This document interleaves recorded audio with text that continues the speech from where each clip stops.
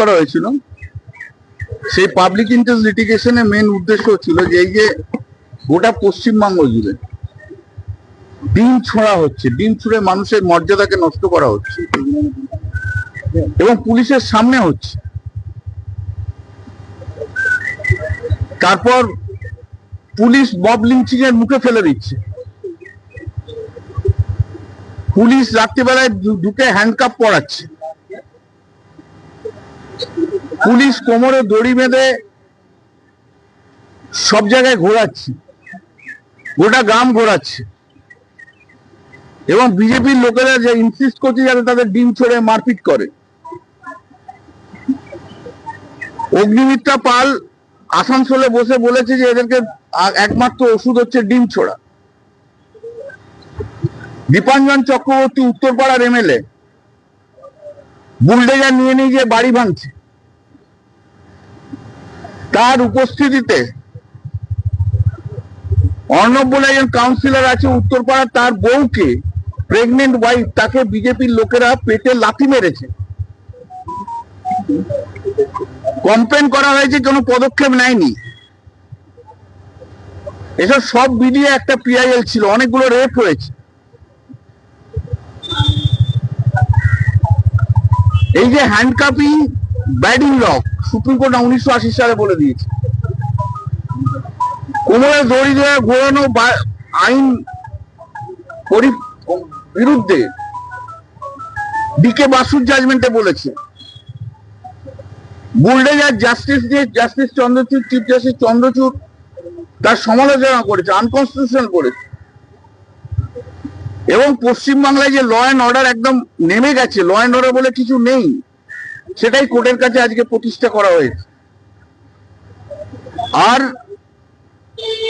ওদের additional advocate general দাঁড়িয়েছিল, বলেছে যে আমরা সব পদক্ষেপ নিচ্ছি। কোর্ট জিজ্ঞেস করে তোমরা কি পদক্ষেপ নিয়েছো এতগুলো ঘটনা, যা যা সব বলা আছে পিটিশনের সাপ্লিমেন্টারি এফিডেভিটে, সব যা যা বলা আছে, আপনাদের দরকার হলে সফট কপি কারোর কাছে দিয়ে দেবে, কোন কোন ঘটনা কোথায় কোথায় হয়েছে। কোর্ট মামলা শুনে কোর্টের অবজারভেশন হচ্ছে এটা একটা ল অ্যান্ড অর্ডারের সিরিয়াস কোশ্চেন উঠে গেছে এবং পুলিশ পদক্ষেপ নিচ্ছে না, সেটাও একটা কোর্ট একটা অবজারভেশন দিয়েছে। এবং এইভাবে কোনো বেআইনি কাজ করা যায় না বলেও কোর্ট অবজারভেশন একটা দিয়েছে। অর্ডারটা পুরো এলে আপনাদের আমি বলতে পারবো। যার জন্য অ্যাক্টিং চিফ জাস্টিস মাননীয় honourable justice Tapabrata Chakraborty and honourable justice Parthasarathi Chatterjee দুজন, সেই কোর্ট অর্ডার দিয়েছে যে ইমিডিয়েটলি ডিজিকে ইমিডিয়েটলি গাইডলাইন ইস্যু করতে হবে, সমস্ত থানায় যেন সেই গাইডলাইন গিয়ে পৌঁছয়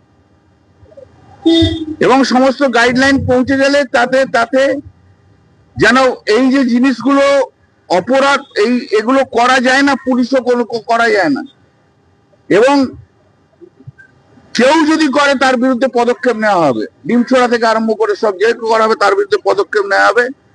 তার ডিরেকশন ইমিডিয়েটলি ডিজিকে দিতে বলেছি, গাইডলাইন তৈরি করে,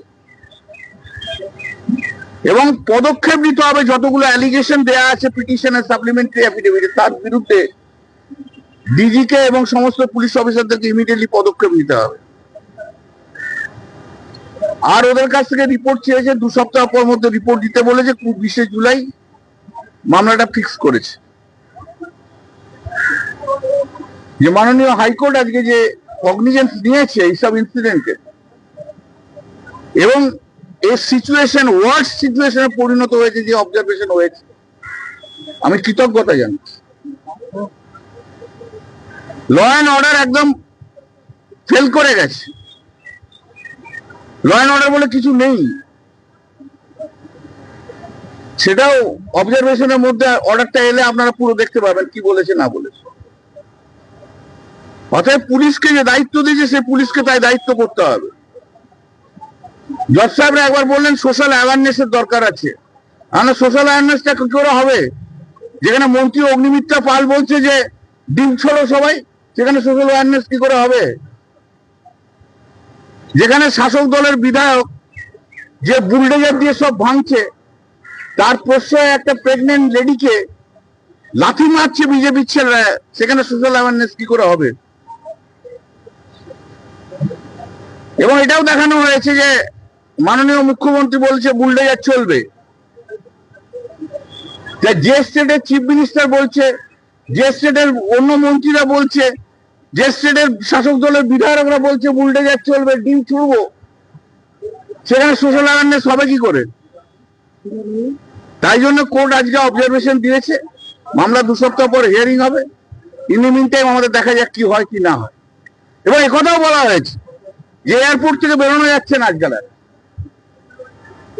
খবর দিয়ে দিয়েছে বিজেপির লোকেরা আসছে, পুলিশ রিস্কেও পুলিশ নেই, বারবার অ্যাসল্ট হচ্ছে। এয়ারপোর্ট এরিয়া সেন্সিটিভ এরিয়া হয়ে গেছে। যে ক্রিমিনাল আছে ধরুন না, কোনো অসুবিধা নেই, কিন্তু সেই ক্রিমিনালকে ধরে মব লিঞ্চিং করাবো, তাকে ধরে ধরে ঘোরাবো, চিফ মিনিস্টার বিধানসভাতে যে বলবে সারা গ্রাম ঘোরাবো, এটা তো হয় না, এটা তো আইন নয়।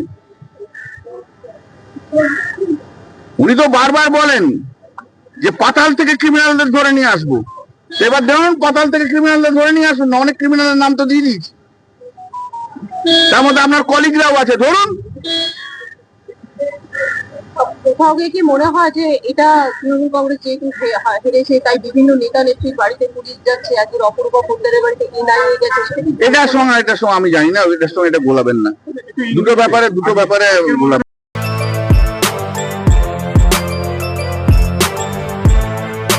এখন অনেক বড় শ্রী লেদার্স হাওড়া ময়দান।